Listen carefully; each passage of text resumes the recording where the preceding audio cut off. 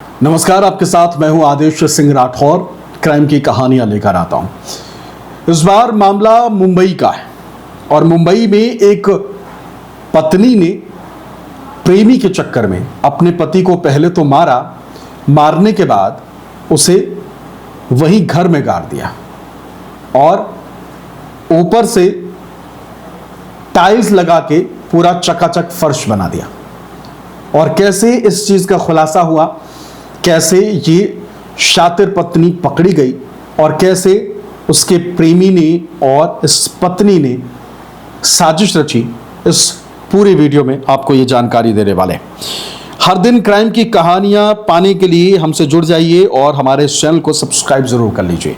ऐसे ही कहानी के पर्दे के पीछे की कहानी के पीछे की सारी जानकारी आप सभी के लिए मैं लेकर आता रहूंगा। 3 किरदार जो हैं वो हैं इस पूरे वारदात के। पहला तो वो पीड़ित पति विजय चौहान, जो कि जिसको मार दिया गया। इसके अलावा विजय चौहान की पत्नी चमन देवी। इसके अलावा सबसे खतरनाक प्रेमी मोनू विश्वकर्मा।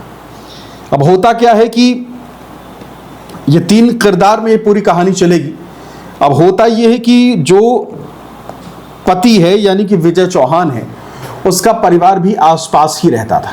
परिवार यानी कि भाई वगैरह ये सब आसपास ही रहते थे, क्योंकि मुंबई बड़ा इलाका तो है, लेकिन अगर आप के पास मामूली सी नौकरी है तो फिर आप एक साथ एक घर में नहीं रह सकते। आपका परिवार जो है बिखर बिखर के आसपास कमरों में रहता है, किराए से कमरे लेकर। इस तरीके से चीज़ें चलती हैं।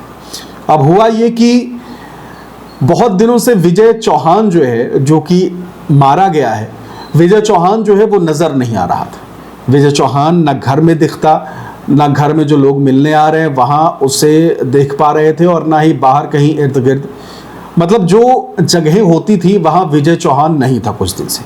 अब विजय नहीं दिखा तो जो रिश्तेदार हैं, जो आस पड़ोस में रहते हैं, तो वो एक दिन चमन देवी से पूछते हैं।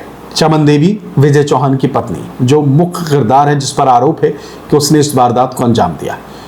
तो चमन देवी से जब पूछा गया कि भाई विजय भैया नहीं दिख रहे, कहाँ हैं, तो चमन देवी थोड़ी सी झिझकी और फिर कहती हैं कि कुर्ला में एक बड़ा काम उन्हें मिला है तो वहां लग गए। अब देखिए सीन ये है कि विजय चौहान जो है वो मिस्त्री था, ठीक है। तो चमन देवी कहती है कि नहीं, उनको काम मिला है कुर्ला में, तो इस समय वो वहीं हैं और वो थोड़ा व्यस्त हैं। अब भाई परिवार वालों को लगा कि हो सकता है कि भाई कुर्ला में अच्छा काम मिला हो, और काम अगर एक बार मिल गया और हाथ से छूट जाए तो दुख भी होता है, तो काम ना छूटे इसलिए हो सकता है कि विजय भैया जो हैं वो वहीं हो। अब ये सारी चीज़ें हुई। अब 2-4 दिन बीत गए, सारी खोज खबर जो है आस पड़ोस में पूछा जाने लगा, फ़ोन वगैरह नहीं लग रहा था, तो ये हुआ कि चलो ठीक है शायद आ जाए। अब कुछ दिन बाद ये होता है कि जो चमन देवी है वो भी गायब हो गई। पहले तो विजय चौहान गायब हुआ और अब चमन देवी, जो कि पत्नी थी, यानी पति विजय चौहान और फिर पत्नी चमन देवी भी गायब हो गई, लापता हो गई। अब जब चमन देवी लापता हुई तो फिर खबर ये आ रही है, जानकारी सामने आ रही कि परिवार वालों ने पुलिस में शिकायत दे दी कि भाई ये फला फला महिला है जो कि गायब है। तो फिर सूचना जब दी गई, अब इस दौरान क्या होता है कि जब बहुत दिनों तक चमन देवी भी नहीं मिली तो फिर घर में जो ताला लगा था उसको खोला गया, तोड़ा गया। अब जब वो उसको तोड़ा गया तो अंदर जब वो लोग अंदर घुसे, देखे, परिवार वालों ने देखा कि भाई क्या कुछ तो गड़बड़ हो सकता है, घर के अंदर जाएंगे तो शायद कुछ जानकारी मिल सके। अब घर के अंदर जब परिवार वाले जाते हैं तो उनकी नज़र एक अजीब चीज़ पर पड़ती है। वो अजीब चीज़ क्या थी? वो अजीब चीज़ ये थी कि सफ़ेद टाइल्स जो है वो थी, और सफ़ेद टाइल्स के साथ ही 3 टाइल्स जो है वो और लगाई गई थी। यानी कि जो पुरानी टाइल्स थी और जो नई टाइल अभी हाल ही में लगी थी, दोनों में फ़र्क था। अब ऐसा क्या हो गया कि 3 टाइल्स एक साथ लगी हैं नई। अब उनको डाउट हुआ।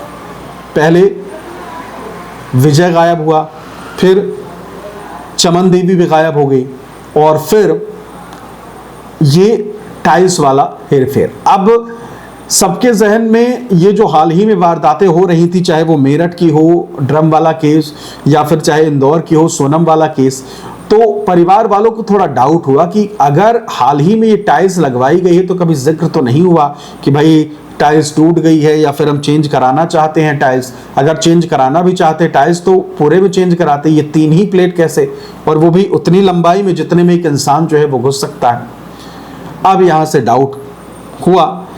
अब जब खोदने की बारी आई तो फिर कुछ अजीब सामने आया। खोदा गया वहां और सीन ये हुआ कि जब ये अजीब चीज सामने आई, यानी कि लाश, जी हाँ लाश जो है वो सामने आया। उसके थोड़े बहुत सबूत मिले, पन्नी वन्नी मिली, ये सारी चीजें हुई जिसमें बांध के डाला गया था। तो फिर तुरंत पुलिस को सूचना दी गई। अब जब पुलिस वहां पहुंचती है तो फिर पूरा गेम जो है वो सामने आता है। अब अच्छे से उस जगह को खुदाई उसकी कराई जाती है। अब जब खुदाई हुई, तस्वीर भी हम आपको दिखा देंगे, तो टाइल्स जब खोदा गया तो फिर उसमें निकलती है विजय चौहान की लाश। और अब जब विजय चौहान की लाश निकली तो सब कुछ पुलिस के दिमाग में क्लियर हो गया। अब ये हुआ कि पति की लाश मिली है, पत्नी गायब है। और जब आस पड़ोस में पता किया गया तो एक और लड़का है जिसका नाम मैंने शुरू में जिक्र किया था, जिसका नाम लिया था, और उसका नाम जो है वो है मोनू। मोनू जो है वो भी लापता है। अब जब मोनू विश्वकर्मा जो है वो नहीं मिला तो फिर ये कड़ियां जोड़ी गई और मालूम चला कि 32 साल का विजय चौहान जो है वो 6 जुलाई से अचानक लापता था। 6 जुलाई से वो लापता हुआ, फिर अचानक 18 जुलाई को पत्नी चमन भी गायब हो गई, ठीक है, और वो अपने 20 साल के प्रेमी मोनू विश्वकर्मा के साथ भाग गई।